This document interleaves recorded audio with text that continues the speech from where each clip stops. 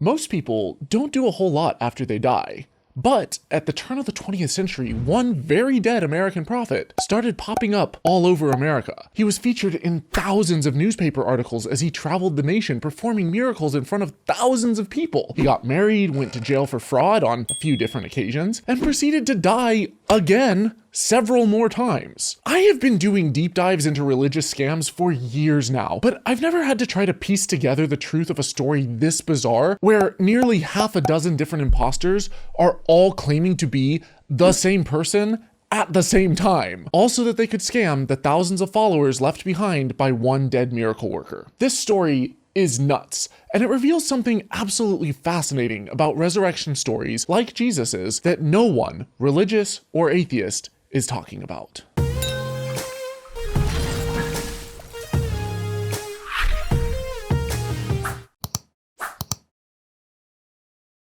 It's the 90s, the 1890s, and a French immigrant named Francis Schlatter is slaving away at his shoemaking business in the mountains of Colorado when he suddenly hears a heavenly voice, the voice of a father.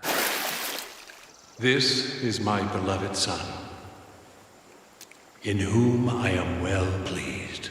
The voice commands him to ditch the shoes, wander the American Southwest, and perform miracles.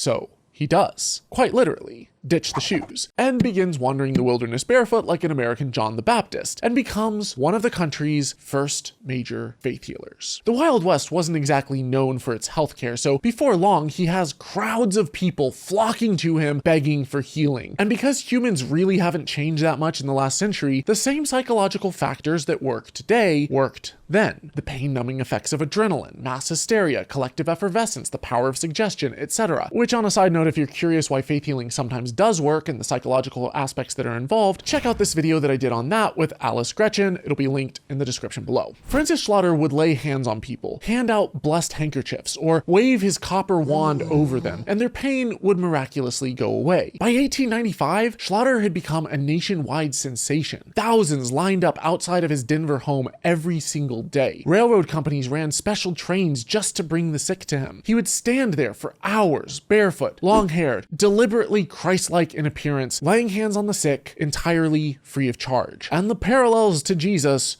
weren't subtle. Schlatter made certain of that. He claimed that his power came directly from the Father. He healed the blind, the lame, the sick. He spoke of the coming kingdom. He refused earthly wealth, and he prophesied about a new Jerusalem.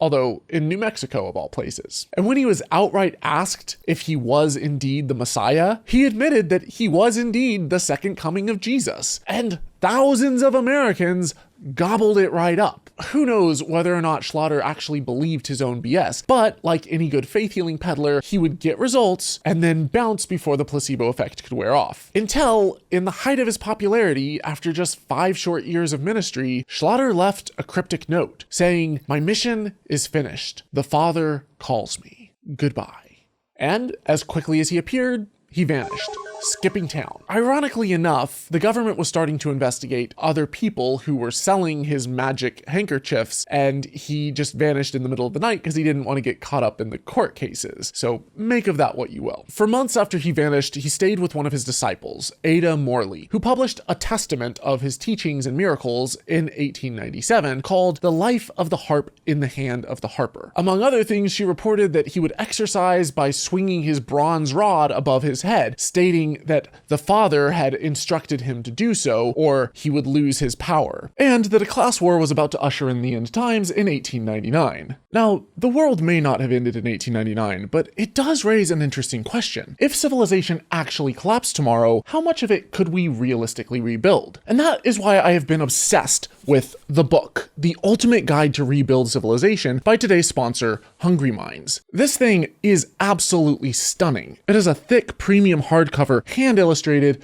beautifully designed, and it walks you through the most important ideas, inventions, and systems that made modern civilization possible in the first place. Just look at these gorgeous visuals. Every spread looks like a mix of engineering diagrams and medieval art. It's the kind of book that you open for just a few seconds and suddenly 20 minutes disappear. And this isn't just some novelty gimmick book. It is a beautiful encyclopedia created by over 50 artists, scientists, and designers, giving you a visual journey through the history of human innovation. And after raising more than $2 million on Kickstarter, it became an international bestseller. The book manages to be genuinely educational and something that you're proud to have in your library or displayed on your coffee table, which makes it a perfect Christmas gift, especially for the curious, science-loving people in your life who don't need just some other disposable gadget. And with their fast expedited shipping, there is still time for it to arrive before Christmas. And if you're cutting it a bit close, there are gift cards available too. I am absolutely going to give one of these to my nieces and nephews, but this copy I'm keeping for myself. If you want to give someone a high quality gift that sparks curiosity, starts conversations, and is just genuinely gorgeous, check out the book by scanning this QR code or by using the link in the description below. And use the promo code HolyKool-Aid10 for 10% off at checkout. Thank you. After his brief stay with Ada Morley, Schlatter packed up again, this time to go into the wilderness to commune with God. But instead, he pulled off the ultimate disappearing act. He died. 5 months after his disappearance, authorities found his Bible, his horse's saddle, and his little copper magician's wand in the wilderness, and they pronounced him dead. Although they wouldn't find his skeleton for another 2 years. And you'd think this would be where the story ends. But oddly enough, this is where the real story begins. Because see, his followers, gripped with grief and disbelief, wouldn't have any of it. Many denied his death altogether. Others accepted his death, but claimed that God had raised him from the dead, and that they had personally seen him. Before long, witnesses across New Mexico, Colorado, Texas, and Mexico started reporting Schlatter sightings, like he was some kind of divine Bigfoot. And this wasn't just a handful of people. Hundreds claimed that they had not only seen him, but had actually physically interacted with the barefoot bearded healer. Some even claimed that he had personally laid hands on them and healed them. But in reality, after his death, nearly a half a dozen imposters sprung up around the nation pretending to be him. Because the second he disappeared, countless religious fraudsters across America realized that their moment had come. A beloved religious leader with thousands of devoted followers had conveniently disappeared under mysterious circumstances. The body wasn't found. The death was uncertain. This was pre-internet, pre-television. Hell, radio had only just been patented that year. It was the perfect scenario for anyone bold enough to claim Schlatter's identity. First, there was Charles McLean, a washed-up Presbyterian minister who showed up in 1897 claiming to be Francis Schlatter, back from the dead. Not reincarnated, not channeling his spirit, the actual resurrected Schlatter. He had the look down, long hair, bare feet, the works. He performed healings, held revivals, and most importantly, started accepting donations. For 12 years, McLean toured the country as Francis Schlatter, selling blessed handkerchiefs and collecting donations. And he got away with it. In fact, he made bank. At one point, when arrested, officers found that he had $755 and 3 diamonds totaling $200 each concealed in his ragged clothes, which, when you account for inflation, would be nearly 50 grand in today's money. But McLean wasn't alone, not even close. He teamed up with the conman August Schrader. Schrader was a cult leader with a half a dozen different aliases who ran a New Jerusalem compound in New Mexico and proclaimed himself the Pope of the Divine Catholic Church. But like McLean, Schrader realized that if he really wanted to make bank as a faith healer, the Schlatter brand was far more profitable. So by 1898, they both were claiming the identity of the same dead Messiah, before eventually deciding to team up and tour together, with McLean acting the part of Jesus 2.0. But before long, their tenuous partnership inevitably imploded. McLean kept up the ruse, and while he had his skeptics, it wouldn't be until 1907, when his body was found in a housing project, that his true identity would be revealed. Meanwhile, his former teammate, Pope August Schrader, would ally with another Francis Schlatter impersonator named Jacob Koons, and they formed what they called the Divine Congregational Church, with Koons posing as Schlatter and Schrader posing as his companion, Prince August. Oh, he's both a pope and a prince. Together, they ran a mail-order miracle business selling blessed handkerchiefs that could supposedly heal any ailment if you just had enough faith and cash. Especially cash. Not unlike the televangelist divine gimmicks that you see today. Do you need a miracle? This faith tool will help you to see liberation from the bondage of death. There are 1,000 people who can sow a $1,000 seed. If you will be obedient, I know that God will bless you greatly. Their operation got so big that in just 6 weeks, they pulled in $2,052 in donations, or over $60,000 in today's money, by accepting tithes and selling blessed handkerchiefs. But in 1916, their mail fraud operation caught the attention of the US Postal Service, so they fled to Canada, pretending to be Billy Sunday and Pastor Russell, and claiming that they were the reincarnation of Moses and the second coming of Christ, before getting arrested and deported back to the States to face charges. The trial was an absolute circus. Coons insisted that he really was Schlatter. Witnesses testified about fake healings, and investigators presented evidence of an elaborate con. During the trial, Schrader got pneumonia and frickin' died. So much for his faith-healing handkerchiefs that could heal anything. But Coons got convicted and was sent to prison under the name Francis Schlatter. He then largely disappeared from history, except to make one more appearance shortly after release, where he made a public statement to the Los Angeles Times, saying that another Francis Schlatter impersonator,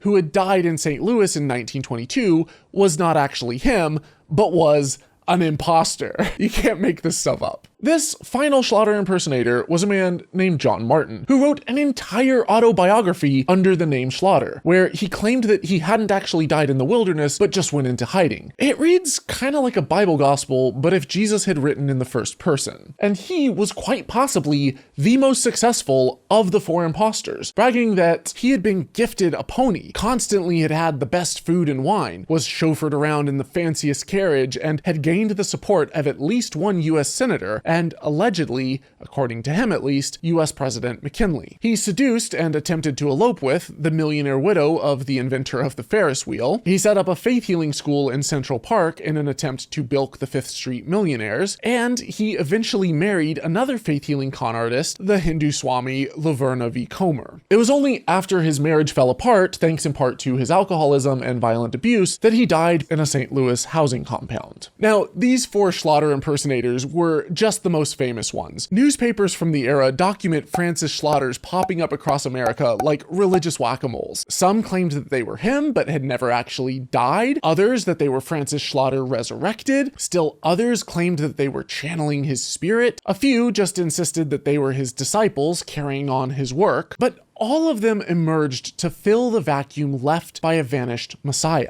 Think about just how psychologically fascinating this is. Within months of Schlatter's disappearance, multiple men independently realized that they could simply claim to be him. They understood almost intuitively that a dead prophet creates a unique opportunity. His followers were desperate for his return. There was no one to contradict their claims, and they knew that they were potentially poised to inherit an instant congregation of true believers, desperate with wallets wide open. When a charismatic religious leader dies or disappears, the ground is ripe for imposters to emerge. This is human nature, and it happens far more often than you would think. Even 2,000 years later, Jesus' absence has spawned countless cults with leaders either claiming to be the Messiah themselves returned to Earth, like David Koresh, or people claiming to carry out his unfinished mission, like Sun Myung Moon. After Muhammad died, multiple men claimed to be prophets continuing his work. When the alleged Jewish Messiah Sabbatai Zevi died, imposters claimed his identity. Hell, when John the Baptist was executed, Jesus himself arguably stepped into the vacuum that he left behind, even if that might make Christians a little uncomfortable or they may not appreciate the parallel. But here's what makes the Schlatter case so damning for Christian apologetics. This entire process of post-death imposters emerging was thoroughly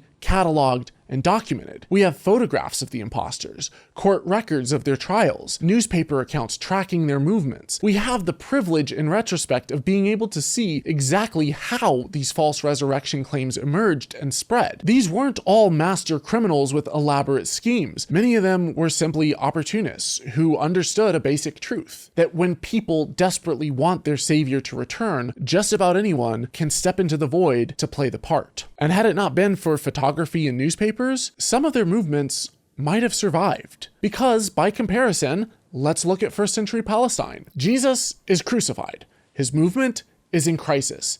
His followers are scattered, demoralized, and facing persecution. Then, suddenly, people start claiming that they've seen him. He's allegedly appeared to Peter, then to the disciples, to 500 people at once, to Paul on the road to Damascus. Whether or not he did, who freaking knows? Were these imposters? Who knows? Grief hallucinations?